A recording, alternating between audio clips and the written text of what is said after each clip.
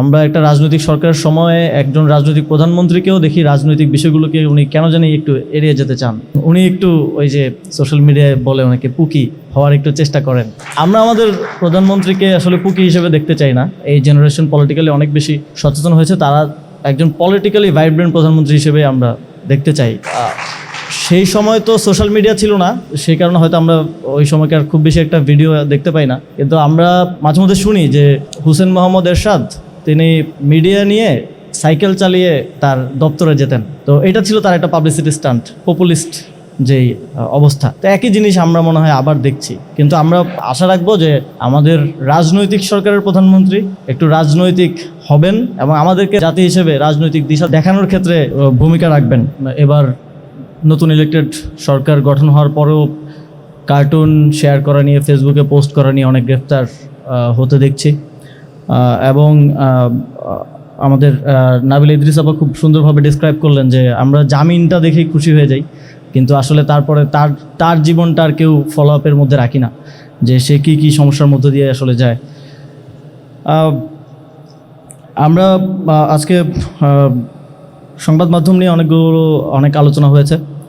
আজকে একটা গুরুত্বপূর্ণ দিবসও, এবং আমরা 5ই আগস্টের পরে যখন সংবাদ মাধ্যমগুলো আস্তে আস্তে দখল হওয়া শুরু করে, মালিকানা পরিবর্তন থেকে শুরু করে সম্পাদক পরিবর্তন হওয়া শুরু করে, তখন আমি সরকারে ছিলাম পার্সোনালি। অনেকেই যারা সংবাদপত্রের মালিক বা সম্পাদক যারা ছিলেন, অনেকেই তখন এসেছেন, যোগাযোগ করেছেন যে আপনারা আমাদেরকে প্রোটেকশন দেন। প্রোটেকশন মিনস আপনারা একটু আমাদের মালিকানায় অথবা সম্পাদকীয়তে বা কোনো একটা জায়গায় কাউকে বসান, যাতে একটা পলিটিক্যাল প্রোটেকশন ওনারা পান। তো আমরা আমাদের জায়গা থেকে তখন ভেবেছি যে একটা গণঅভ্যুত্থান হয়ে গেছে, এরপর তো বাংলাদেশে আর এই দখলের থাকার কথা না, থাকা উচিত না। আমরা ভেবেছি সব কিছু এমনি বোধহয় ঠিক হয়ে যাবে, কিন্তু আনফর্চুনেটলি সেটা হয় নাই। আমরা পরবর্তীতে দেখেছি যে সময়ের পরিক্রমায় সেগুলো জাস্ট হাত বদল হয়েছে এবং কন্ট্রোলটা চেঞ্জ হয়েছে।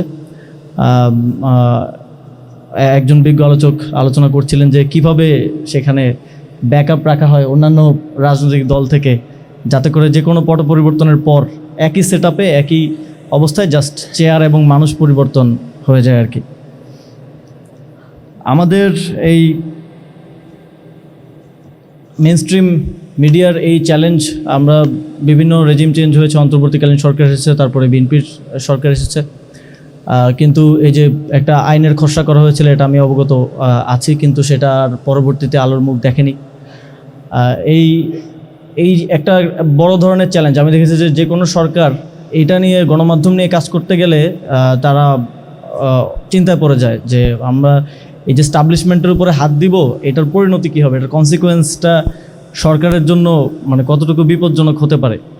তো ওই জায়গা থেকে এই সেন্সিটিভ ইস্যু বলে এটাতে হাত দেওয়া হয় না। অন্তর্বর্তীকালীন সরকারও এই যেই সংস্কার কমিশনের যেই রিপোর্ট ছিল, আমাদের তথ্য বিষয়ক যে সংস্কার কমিশন, তো গণমাধ্যম বিষয়ক সংস্কার কমিশন, সেটাতে হাত দেয় নেই এই একটা কারণেই। আমি ভিতর থেকে দেখেছি যে জাস্ট সেন্সিটিভ ম্যাটার, এটাতে হাত দিলে আমাদের সম্পাদকরা, আমাদের সংবাদ মাধ্যমগুলোর মালিকরা তারা রাগ করবে, তারা খেপে যাবে, সরকারের বিরুদ্ধে চলে যেতে পারে।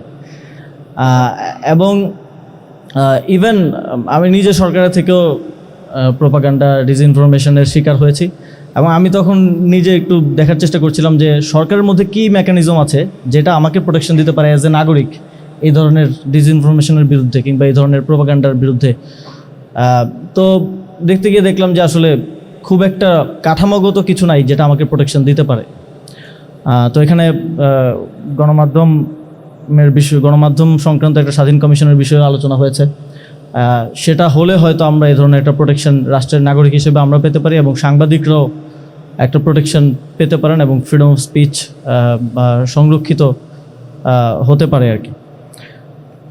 আমরা দেখছি যে এই মেইনস্ট্রিম মিডিয়ার যুগে যুগে দলবদলের মধ্য দিয়ে মেইনস্ট্রিম মিডিয়ার একটা বড় অংশের এই তাদের অপারগতা বলি অথবা তাদের স্বেচ্ছায় এটা করার ফলে মানুষের মেইনস্ট্রিম মিডিয়ার উপর থেকে ভরসা দিনে দিনে উঠে যাচ্ছে, এবং মানুষ অনেক বেশি, সাধারণ জনগণ অনেক বেশি এই যে ইউটিউব কিংবা নিউ এজ মিডিয়ার দিকে, সোশ্যাল মিডিয়ায় যেসব নতুন নতুন নিউ এজ মিডিয়া গড়ে উঠছে সেটার দিকে বেশি ঝুঁকে পড়ছে, বা নিউজটা সেখান থেকে বেশি কনজিউম করছে। আমাদের জন্য একটা ভালো কেস স্টাডি হতে পারে আমাদের পার্শ্ববর্তী দেশেই মানে এখন আমি ওদের একটা রিপোর্ট দেখছিলাম যে মিডিয়া কনজাম্পশনের ক্ষেত্রে ওদের নাগরিকদের একটা বড় অংশ এখন মেইনস্ট্রিম মিডিয়া থেকে মুখ সরিয়ে নিয়েছে এবং তারা নিউ এজ মিডিয়ার দিকে চলে গিয়েছে, এবং বাংলাদেশেও আমরা সেই লক্ষণটা দেখতে পাচ্ছি। এবং জুলাই গণঅভ্যুত্থানের সময় যখন মেইনস্ট্রিম মিডিয়াগুলো থেকে আমাদের ভয়েসকে ব্লকেট করে দেওয়া হয়, বন্ধ করে দেওয়া হয়, আমাদের কিছুই তারা কভার করছিল না বা করতে পারছিল না, তখন আমরা দেখেছি এই নিউ এজ মিডিয়া খুব গুরুত্বপূর্ণ ভূমিকা পালন করেছে সোশ্যাল মিডিয়ায় এবং আরও বিভিন্ন জায়গা থেকে। আমরা মানবাধিকারের বিষয়ে, মানবাধিকার একটা সার্বজনীন বিষয় হওয়া উচিত, এটা আজকে অনেক আলোচকের আলোচনায় উঠে এসেছে। কিন্তু দুঃখজনকভাবে আমরা আমাদের যথেষ্ট কাঠামোগত আইনি ব্যবস্থা বা সিস্টেম না থাকার কারণে আমরা সেটা ফলো করতে পারছি না। রেজিম চেঞ্জ হচ্ছে কিন্তু প্র্যাকটিস মোটা দাগে আমরা মিলিয়ে ফেলতে পারছি যে আগের প্র্যাকটিসের সাথে তো কম বেশি হতে পারে কিন্তু একরকম রয়ে যাচ্ছে। তো এই আমাদের সাংবাদিক অনেকেই গ্রেফতার অবস্থায় আছেন, তাদের বিষয়েও আলোচনা এসেছে। আওয়ামী লীগের অনেকে গ্রেফতার অবস্থায় আছেন, তাদের বিষয়ে আলোচনা এসেছে। কিন্তু আমাদের বিচার ব্যবস্থার এবং যথাযথ আইনি কাঠামো না থাকার কারণে যারা গণহত্যায় সম্মতি উৎপাদন করেছেন, যারা একটা ফ্যাসিবাদকে ফ্যাসিবাদ হয়ে উঠতে সহযোগিতা করেছেন, তাদেরকে আমাদের এখন এক ধরনের হিরো ট্রিটমেন্ট দেওয়ার মতো পরিস্থিতি তৈরি হয়ে যাচ্ছে। তো আমরা এবং আন্তর্জাতিকভাবেও আমরা নানা ধরনের প্রশ্নের সম্মুখীন হচ্ছি শুধুমাত্র কাঠামোটা না থাকার কারণে। আমরা কেউই আসলে আমাদের অনেকেই এখানে দ্বিমত হয়তো করবেন না যে তাদের মধ্যে এমনও অনেকে আছেন যাদেরকে নিয়ে ইন্টারন্যাশনালি এখন কথা হচ্ছে যে তাদেরকে হত্যা মামলায় কিংবা এই যেটা তিনি করেন নাই সেই মামলায় জেলে রাখাটা ঠিক হচ্ছে না। এটার ক্ষেত্রে সবাই আমরা একমত হব মানবাধিকারের জায়গা থেকে, এবং ইন্টারন্যাশনালি আমরা এটা নিয়ে অনেক কথা শুনছি। কিন্তু তাদের যেই ডিড বা তাদের যেই কর্ম, সেটার জন্য তাদের এর থেকেও আরও বেশি কঠোর শাস্তি হওয়া উচিত ছিল যদি আমরা গণতন্ত্রকে এখানে দীর্ঘমেয়াদে স্থাপন করতে চাই, রক্ষা করতে চাই। কিন্তু ওই কাঠামোটা, ওই আইনি কাঠামো না থাকার কারণে তাদেরকে কিন্তু আমরা অ্যাকাউন্টেবল করতে পারছি না। ফলে আমাদেরকে ওই কেউ গিয়ে একটা হত্যা মামলা করছে, কারণ নাম ঢুকিয়ে দিচ্ছে, ওই তার প্রতি যেই ক্ষোভ বা যথাযথভাবে তার বিরুদ্ধে যে ব্যবস্থাটা কীভাবে নেবে সেটা সে জানে না। সেই প্রসেসটা আমাদের জাতিগতভাবেও নেশন হিসেবে আমাদের আসলে নাই। তো এই জন্যই আমরা আসলে রাষ্ট্রের কাঠামোগত সংস্কারের কথা বলি। কাঠামোগত সংস্কারের কথাটা আমাদের এই কারণগুলোতেই বলতে হয়, না হলে আমরা যে হিউম্যান রাইটস ফর অল এবং সবার জন্য কথা বলার যে জায়গাটা, সেটা আমরা আসলে তৈরি করে উঠতে পারছি না। আমাদের একটা বড় চ্যালেঞ্জ যে ইদানিংকার সময়, বিশেষ করে আমরা যারা রাজনীতিতে আছি, আমাদের অনেক নারী সহযোদ্ধারা রাজনীতি করেন, একটা বড় চ্যালেঞ্জ আমরা ফেস করি যে সোশ্যাল মিডিয়া সহ যেই ডিজিটাল স্পেসে তাদের হ্যারাসমেন্ট, এটা অনেক বড় একটা চ্যালেঞ্জ। শুধু আমাদের নারী সহকর্মীরা না, আমাদের পরিবারের নারী সদস্যরাও এটার শিকার হন, খুব বাজেভাবে শিকার হন। এবং সেক্ষেত্রেও খুব ভালো কোনো পন্থা আমাদের কাছে নাই যেটা দিয়ে আমরা আসলে এইটার একটা প্রোটেকশন পেতে পারি, কিংবা এটা যে পরিমাণ স্কেল এটা হয়, ওই স্কেলে এটার বিচার নিশ্চিত করার প্রক্রিয়াটা আমাদের কাছে আসলে নাই। আমাদের একটা ডিজিটাল নিরাপত্তা আইন আছে, এটার বিভিন্ন সময় বিভিন্ন সংস্কার হয়েছে, এটা নিয়েও অনেক ধরনের বিতর্ক আছে। তো এটা নিয়েও এটার মাধ্যমেও কেউ যখন আসলে বিচার চাইতে যায় বা এই বিষয়ে বিচার চাওয়ার কথা ভাবে, তখন সে ভাবে এই বিতর্কিত আইন দিয়ে আমি আসলে বিচারটা চাইবো কিনা বা চাওয়াটা ঠিক হবে কিনা। এবং আমরা এই 5ই আগস্টের পর আমাদের রাষ্ট্রের কাঠামোগত সংস্কারের আকাঙ্ক্ষার পারদটা অনেক উপরে থাকলেও আমরা সেখানে পৌঁছাতে না পারলেও কিছু ক্ষেত্রে অগ্রগতি হয়েছিল, কিছু ক্ষেত্রে আমরা হাঁটি পা করে সামনের দিকে যাওয়ার চেষ্টা করছিলাম। সেখানে বিচার বিভাগের স্বাধীনতা নিশ্চিত করার জন্য কিছু অধ্যাদেশ করা হয়েছিল, মানবাধিকার এবং গুম প্রতিরোধ সংক্রান্ত অধ্যাদেশ করা হয়েছিল। কিন্তু আমরা দেখলাম বর্তমান সরকারের সময় সেগুলো বাতিল করে দেওয়া হলো, ল্যাপস করে দেওয়া হলো। তারা একটা যুক্তি দেওয়ার চেষ্টা করেছেন যে তারা আরও ভালো আইন করবেন, কিন্তু দুঃখজনকভাবে তারা যেই যে প্রস্তাবনা যেখানে দিয়েছেন সেখানে সেই কথাগুলো বলেন নাই, সেখানে তারা ভিন্ন কথা বলেছেন। তো ভালো আইন করলে এই অধ্যাদেশগুলোকে আইনে পরিণত করে পরেও তো এটার মধ্যে সংস্কার আনা যেত, এটা সংশোধন আনা যেত। এটা বাতিল করে দেওয়ার কোনো প্রয়োজন ছিল না। তো বাতিল করার মধ্য দিয়ে আমরা আসলে তাদের সদিচ্ছার যে অভাব আছে এটাই দেশবাসীর কাছে প্রতীয়মান হয়েছে। এবং তারা যখন আবার নতুন আইন করার কথা বলে সেটা অনেকটা দায়সারা টোনে বলেই আমাদের মধ্যে এই আস্থার সংকটটা তৈরি হয়েছে। আমরা অনেকটা বলা যায় জাতি হিসেবে মানে ভূতের মতো উল্টো পায়ে এবং উল্টো পথে হাঁটছি আর কি। তো এখান থেকে উত্তরণের জন্য আমাদের হয়তো আরও দীর্ঘ লড়াই সামনের সময়ে করতে হবে এবং আমাদের এই ধরনের আলোচনাগুলো এবং আমাদের একসাথে বসা কথা বলা নিজেদের মধ্যে এবং একই সাথে দেশবাসীকে সেটা দেখার সুযোগ করে দেয়া এবং সচেতনতা বৃদ্ধি করার জন্য আরও কাজ করে যেতে হবে। এক্ষেত্রে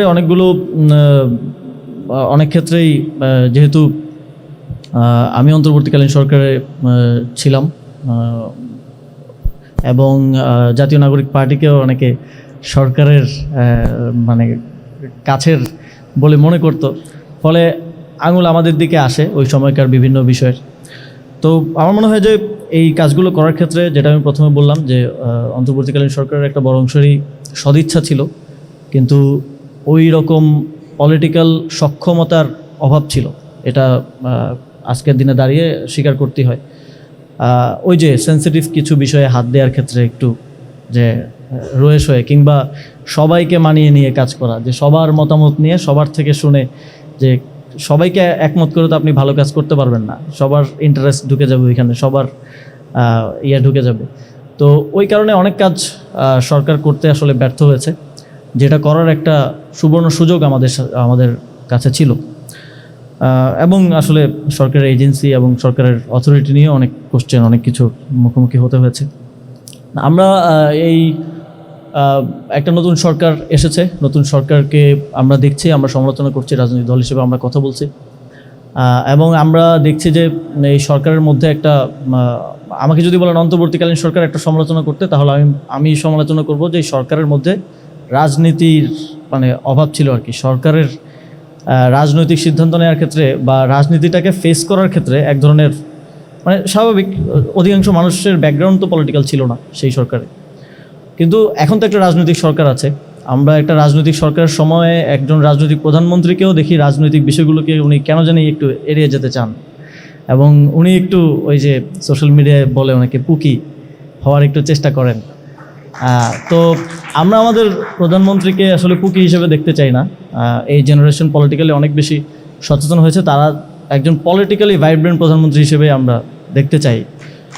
তো সেই সময় তো সোশ্যাল মিডিয়া ছিল না, কিন্তু আমরা অনেক সেই কারণে হয়তো আমরা ওই সময়কার খুব বেশি একটা ভিডিও দেখতে পাই না, কিন্তু আমরা মাঝে মধ্যে শুনি যে হুসেন মোহাম্মদ এরশাদ তিনি মিডিয়া নিয়ে সাইকেল চালিয়ে তার দপ্তরে যেতেন। তো এটা ছিল তার একটা পাবলিসিটি স্টান্ট, পপুলিস্ট যেই অবস্থা। তো একই জিনিস আমরা মনে হয় আবার দেখছি, কিন্তু আমরা আশা রাখবো যে আমাদের রাজনৈতিক সরকারের প্রধানমন্ত্রী একটু রাজনৈতিক হবেন এবং আমাদেরকে রাজনৈতিক জাতি হিসেবে রাজনৈতিক দিশা দেখানোর ক্ষেত্রে ভূমিকা রাখবেন। তো আজকে আমাদের এই সেশনে যারা বিজ্ঞ আলোচকবৃন্দ ছিলেন এবং আপনারা যারা দীর্ঘক্ষণ ধৈর্য ধরে শুনছেন, সকলকে অনেক অনেক ধন্যবাদ এবং আগামীতেও আমাদের এই ধরনের কার্যক্রমগুলোতে আপনারা অংশগ্রহণ করবেন এই প্রত্যাশা ব্যক্ত করছি। সকলকে অনেক অনেক ধন্যবাদ এবং শুভকামনা জানিয়ে আমার বক্তব্য শেষ করছি। আসসালামু আলাইকুম।